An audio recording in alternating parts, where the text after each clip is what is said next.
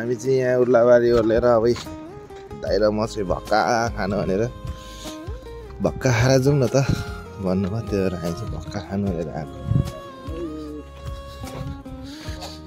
भक्का पनि रहेछ सेलरोटी पनि रहेछ यता चाहिँ सेलरोटी यता चाहिँ भक्का नखाने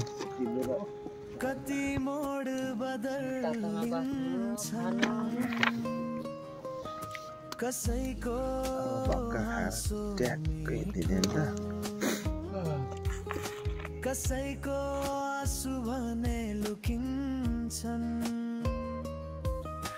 साथ दिने त मान्छे थोरै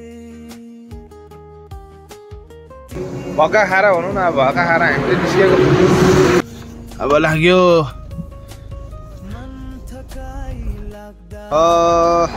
म चाहिँ कहाँको भेट्टा आइपुगेँ अब हामी चाहिँ यहाँ पैसा साटेर जान लागेको पारी गाउँ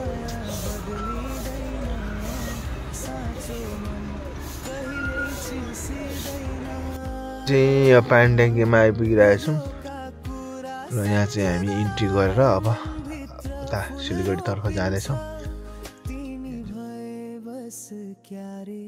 जीवन पनि सजिलो भइदिन्छ जीवन पनि सजिलो भइदिन्छ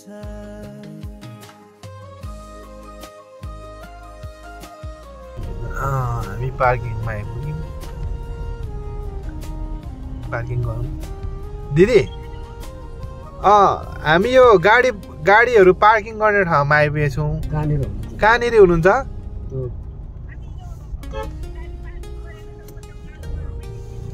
वेटिङ सिट कहाँ छ वेटिङ सिट ल त्यहाँ आउँछ हुन्छ लु हामी त्यहाँ आउँदैछु स्कर्पियो सिल्भर कलरको छ नेपाल नम्बर प्लेट छ याद गर्नु ल गाडी हामी त्यहाँ राखेर हामी पार्किङमा आइपुग्यौँ पार्किङमा कालो घर कहाँ छ वेटिङ रुममा छैन त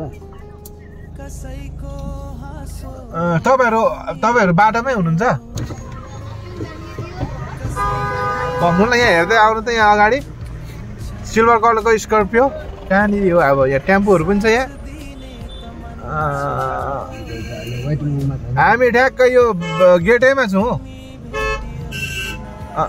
यो गेट भन्नाले यो के हो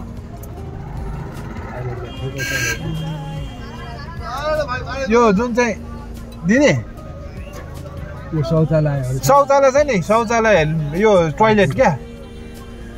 लेडिज एन्ड जेन्ट्स टोइलेट के तपाईहरु कतापट्टि हुनुहुन्छ टोइलेटपट्टि हो ल भयो यहाँ एकदम देखिन्छ ल